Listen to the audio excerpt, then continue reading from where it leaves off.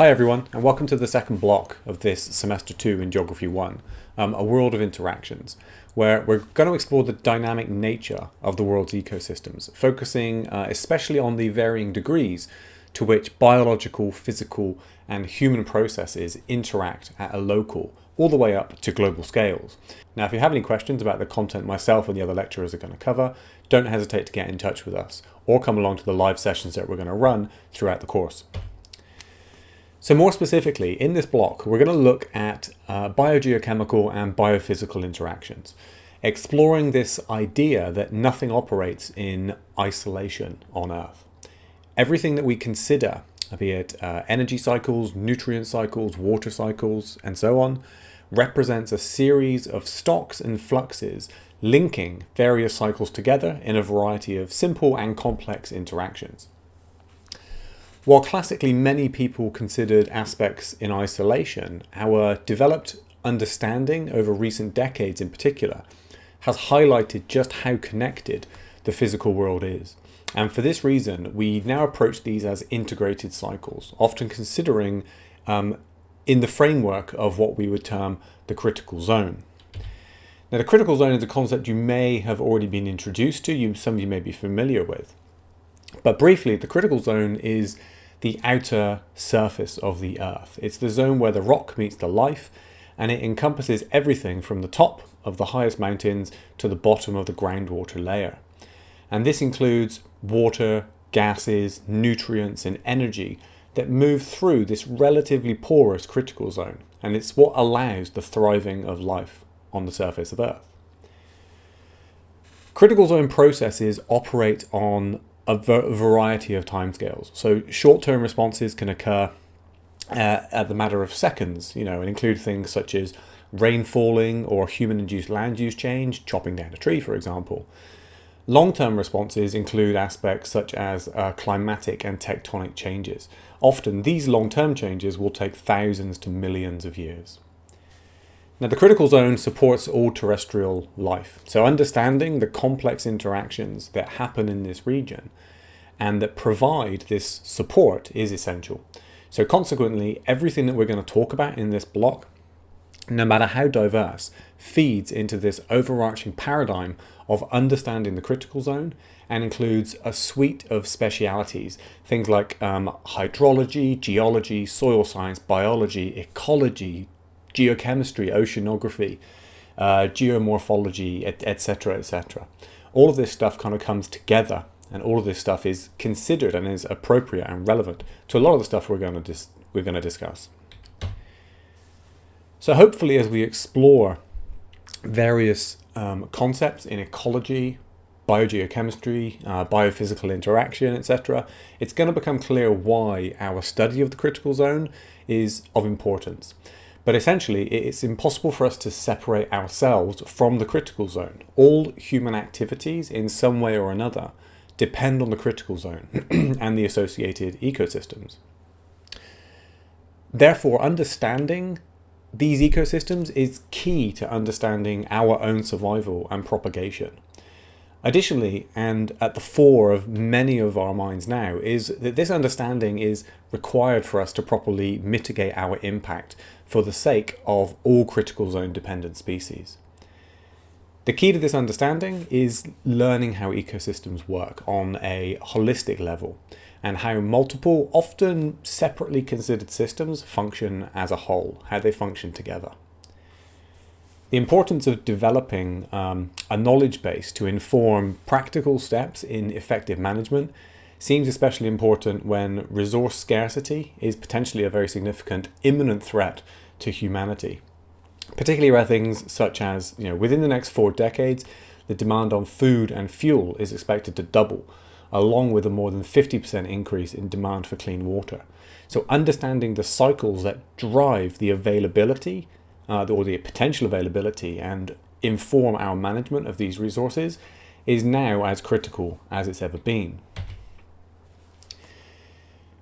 Now, you may ask the question, and it's a perfectly valid question at this stage, to say, why as a geographer? What are you doing? What are you doing? And we're back. Now you may ask the question, why as a geographer do we need to consider kind of biology, biogeochemical cycles, etc.? Well, besides being a fascinating subject, of course, it's impossible to separate the components of our modern understanding of the physical world and the critical zone more specifically. Indeed, it's this interdependence is why critical zone science exists. At many levels, it's actually impossible to separate the biophysical worlds, as these two spheres have basically evolved alongside each other for at least the last 3 billion years now. You basically can't separate out purely physical processes and biological processes, really, with any kind of consistency.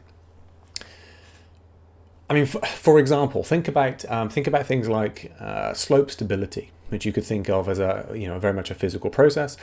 But does it make sense without considering vegetation composition and the dynamics of the vegetation structure? Can we fully understand the geologic record without understanding things like biogenic sedimentary rock layers or biogenic rock weathering? Atmospheric circulation, considering that without the effect of, say, evapotranspiration from the world's forests and the microclimates that are created through mountainous regions, but also the type of biological system that we're looking at. The list goes on and on and on of these interdependencies between physical and biological processes. So in this block, we're going to examine the structure and the function of ecosystems that primarily make up the critical zone. We're going to consider ecosystems and ecosystem processes and their variability, both temporally and spatially.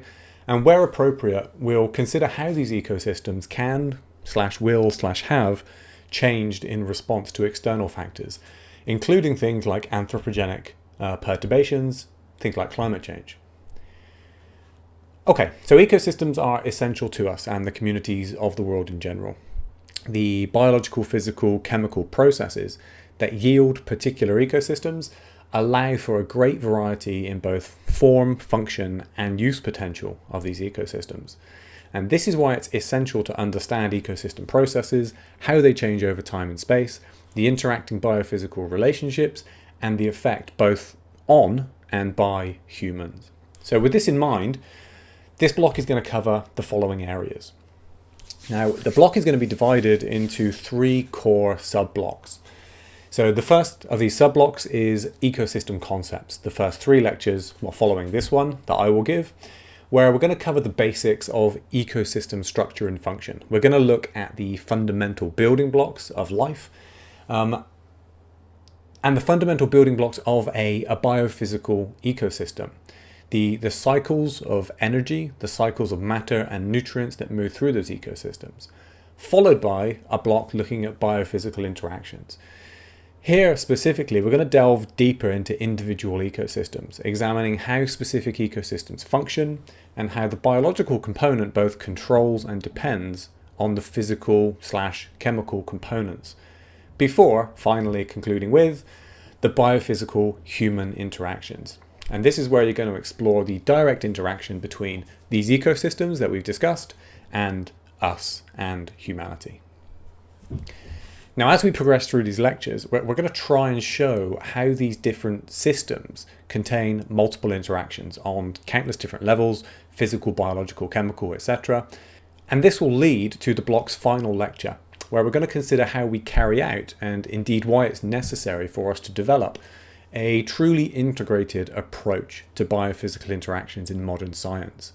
And this will help explain why so much of modern science is very large collaborative efforts, bringing expertise from all these different kind of spheres of expertise to understand these systems in a holistic manner. So during this block, you're going to be taught by myself, you'll be taught by Larissa Naylor and Dr. Ying Zhang. Now keep an eye on your Moodle page and your notifications as usual for info on the live sessions, which we will be running throughout, although the dates haven't been finalized at the time of my recording. Okay, so that concludes the first part of Lecture 1, this very, very brief kind of introduction to the main concepts and the goals of what we're going to be doing. In Part 2 of Lecture 1, we're going to spend most of our time covering a range of basic concepts and terms, which will basically feed the further discussions in the subsequent lectures. We're going to provide you with the kind of the basic vocabulary that we're then going to draw on for the next, 13 or so lectures.